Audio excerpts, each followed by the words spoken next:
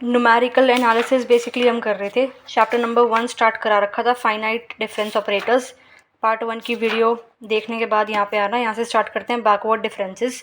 Backward difference क्या होता है? देखो, अगर हम फॉरवर्ड डिफरेंस देखें पहले, तो फॉरवर्ड डिफरेंस में क्या था आपका, इसको इससे माइनस कर रहे हो, इसको इससे माइनस कर रहे हो, इसको इससे माइनस कर रहे हो, इसको इससे माइनस कर रहे हो। फिर सेकंड डिफरेंस में इसको इससे माइनस कर रहे हो, इसको इससे माइनस कर रहे हो, इसको इससे माइनस कर रहे हो। इसकी नोटेशन है del Y, del square Y, del cube Y और डेल की पावर 4 वाई। ठीक है। और देखो फर्स्ट टर्म जो है, सबकी जो लीडिंग टर्म्स हैं, लीडिंग डिफरेंस की जो टर्म्स हैं, सब में क्या है? Y naught, Y naught, Y naught, Y naught. ठीक है।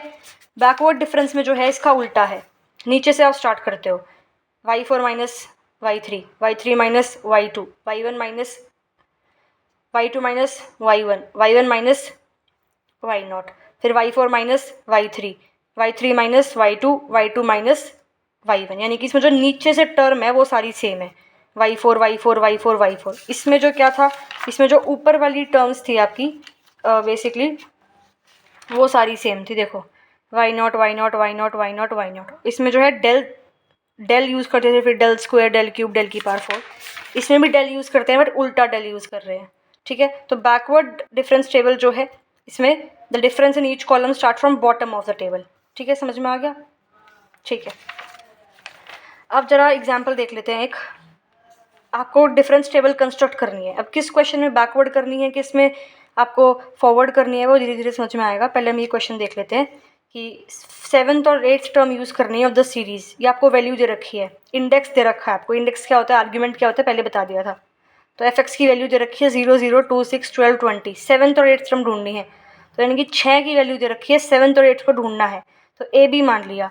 बैकवर्ड डिफरेंस टेबल बनाते हैं, तो बी माइनस ए, फिर A minus 20, 20 minus 12, 12 minus 6, 6 minus 2, 2 minus 0 और 0 माइनस 0 0। फिर आगे b minus A plus 20, a minus 20 minus 8, 8 minus 6, 6 minus 4, 4 minus 2, 2 minus 0। आगे दिस माइनस दिस, ये आ गया। a माइनस 28 माइनस 2, ये आ गया। 2 माइनस 2 0, 2 माइनस 2 0, 2 माइनस 2 0। तो ये क्या है? बैकवर्ड डिफरेंस टेबल है। अब देखो इसमें सारी टर्म्स जीरो आ रही हैं। a माइनस 30 को इक्वल टू 0 पुट करोगे तो 0 आ जाएगा। फिर a की वैल्यू यहाँ 0 पुट करोगे और इसको भी इक्वल टू 0 पुट करोगे तो b की वैल्यू भी आ जाएगी उस तरीके से। तब b की वैल्यू आ गई 42। ठीक है। सेकंड पार्ट का क्वेश्चन देखो। सेकंड पार्ट में ये बोल रखा था कि ये y दे रखा है और आपने सिर्फ 6 वैल्यू यूज़ करी है और 10th वैल्यू निकालनी है। अब देखो, आप ऐसे लिखोगे इसको 1 2 3 4 5 6 10 निकालेंगे तो 10 तक जाओगे। ठीक है। इक्वेशन दे रखी है, x को 1 पुट करोगे तो y की वैल्यू आ जाएगी, 2 पुट करोगे तो इसमें y की आ जाएगी, 3 4 5 6 तक पुट करोगे, यहाँ पे x y की वैल्यूज़ आ जाएंगी। अब आप पूछोगे 7 8 9 10 को क्यों नहीं पुट करा? 10 को निकालना था तो 7 8 9 भी पुट कर लेते, इसको हम a मान लेते 10th को। क्वेश्चन में बोल रखा है कि हमने सिर्फ 6 वैल्यू यूज़ करी है, तो इसलिए पहली 6 वैल्यूज़ हम यूज़ करेंगे 6 तक, इसको a b c d मानेंगे। अब बनाइए अपने बैकवर्ड डिफरेंस टेबल। तो d माइनस सी, सी माइनस बी, बी माइनस ए माइनस 196, फिर ऐसे करते ऐसे बन जाएगा। नोटेशन देख लो ऊपर आप। ठीक है। नीचे वाली टर्म सेम रहती है इसमें। फिर इसको इससे माइनस करो, ऐसे कर करके इसको इससे माइनस, इसको इससे माइनस, इसको इससे माइनस, इसको इससे माइनस, इसको इससे माइनस, इसको इससे माइनस, इसको इससे माइनस। यहाँ पे सारी की सारी टर्म्स क्या है? 6 है। ठीक है। तो ये भी इक्वल टू 6 आएगी, तो वहाँ से a की वैल्यू आ गई, a की वैल्यू यहाँ पुट करी, b की वैल्यू आ गई, a b की वैल्यू यहाँ पुट करी, c की वैल्यू आ गई, a b c की वैल्यू इसमें पुट करी, d की वैल्यू आ गई। इस तरीके से ये हो गया। ठीक है। आगे देखते हैं fundamental theorem of difference calculus. उससे पहले देखो ये पॉइंट देखो, जो कॉम्पोजिशन है दोनों डिफरेंसेस का, फॉरवर्ड और बैकवर्ड, वो सेम है, सिर्फ डिफरेंस उनकी नोटेशन में है। ठीक है। अब देखो मैं बहुत छोटी छोटी वीडियोस बना रही हूँ, जैसे कि आप 4-5 पेज डेली करो तो आपकी बुक कंप्लीट हो जाएगी। ठीक है। ओके। अब देखते हैं fundamental theorem of difference calculus.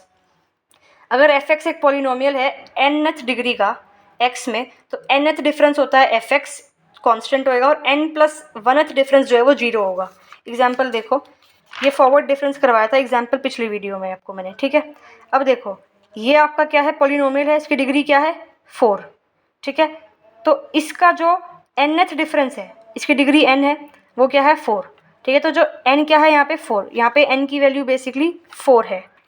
तो ये सारे टर्म यहाँ पे क्या आ रहा है? कांस्टेंट। और n+1 यानी कि 5, और n+1 पे जो टर्म्स आ रही हैं वो क्या आ रही है, सारी 0 आ रही है। तो यही वो थ्योरम आपको कहती है कि भाई अगर f(x) एक पॉलिनोमियल है, n उसकी डिग्री है, तो nth टर्म के डिफरेंसेस सारे कांस्टेंट होंगे और n+1 के डिफरेंसेस सारे 0 होंगे।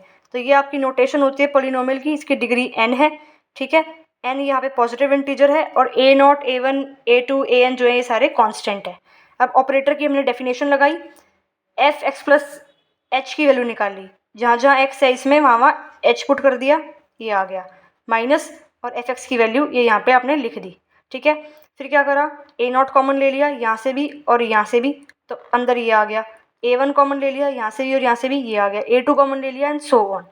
फिर आपने बाइनोमियल थ्योरम ओपन कर दिया। अब इसकी जब बाइनोमियल ओपन करोगे तो पहली टर्म आएगी xn और ये भी माइनस xn है, तो उस xn से xn कट गया, तो फर्स्ट टर्म से ये बेसिकली कटता जाएगा आपका, तो इस तरह से बन जाएगा ये, ठीक है। फिर हमने क्या करा, x की पावर n-n का कोफिशिएंट लिख दिया पूरे में से, a0 n(h) और कहीं तो आ नहीं रहा, ठीक है। सिमिलरली x की पावर n-2 का कोफिशिएंट क्या आएगा, n इंटू में n-1 इंटू में a0, और यहाँ पे आएगा h a1 into n-1।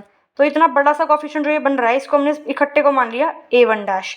Similarly x की पावर n-3 का भी बड़ा सा कोफिशिएंट बनेगा, उसको हमने मान लिया a2' एंड सो ऑन, ठीक है। तो फिर हम इससे जो है ऑब्जर्व करते हैं कि जो फर्स्ट डिफरेंस है, ये आपने पहली बार डिफरेंस किया है ना, ऑपरेटर की डेफिनेशन लगा के पहली बार डिफरेंस किया है ये आपने, और पहली वाला बार जो डिफरेंस आपने किया है nth डिग्री पॉलिनोमियल का करा था, और उसकी जब पावर ये बन के आ रही है हाईएस्ट, जो उसकी आपकी डिग्री बन के आ रही है वो क्या बन के आ रही है, हाईएस्ट n-1। आपने जो डिफरेंस किया था वो एक ऐसे पॉलिनोमियल का किया था जिसकी डिग्री क्या है, n है। डिफरेंस करने के बाद एक ऐसा पॉलिनोमियल बन गया जिसकी डिग्री क्या है, n-1। सिमिलरली जब आप दूसरी बार डिफरेंस करोगे, ठीक है, दूसरी बार डिफरेंस किया आपने, सेम तरीका फॉलो किया, दूसरी बार डिफरेंस करके जो डिफरेंस की जो डिग्री आएगी वो n-2 आएगी। पहली बार डिफरेंस करा nth डिग्री पॉलिनोमियल का, जो आंसर आया वो n-1 में आया। n-1 का किया तो वो n-2 में आया, यानी कि एक कम आ रहा है बेसिकली, ठीक है। तो हमने क्या ऑब्जर्व किया कि सेकंड डिफरेंस जो है वो पॉलिनोमियल ऑफ डिग्री n-2 का है। तो इस प्रोसेस को हम कंटिन्यू करेंगे तो एक पॉलिनोमियल मिलेगा हमें 0 डिग्री का फॉर द nth टर्म। जब हम n-1 के लिए निकालेंगे, जब हम n+1 के लिए निकालेंगे डिफरेंस, तो हमें nth टर्म का पॉलिनोमियल मिलेगा, 1 डिग्री कम मिलता है, ठीक है। तो this will be your answer. अब इस टेबल में ही देखो आप, इस टेबल की डिग्री क्या है, 4 डिग्री पे हमें सारी कांस्टेंट टर्म मिल रही है, तो n+1 पे निकाला, सारे 0 मिल गई। तो सिमिलरली जब आप यहाँ पे भी nth टर्म के लिए निकालोगे तो वो डिफरेंस कांस्टेंट आएगा, और n+1 टर्म के लिए निकालोगे तो वो डिफरेंस क्या आएगा, 0 आएगा, पॉलिनोमियल ऑफ डिग्री 0, ठीक है। और पॉलिनोमियल ऑफ nth डिग्री 0, समझ में आ गया क्या है इसमें। कन्वर्स भी स्टेटमेंट का ट्रू है, if the nth difference of a tabulated function are constant when values of independent variable are taken at equal intervals, function is a polynomial of degree n। Basically आपको जो ये है अच्छे से समझ में आ गया होगा इस एग्जांपल से। डिग्री 4 है तो 4th डिग्री का डिफरेंस क्या आ रहा है, कांस्टेंट, और डिग्री अगर इसकी n+1 कर दी, वहाँ पे क्या आ रहा है, 0, ठीक है। और इससे आगे से हम देखते हैं नेक्स्ट वीडियो में।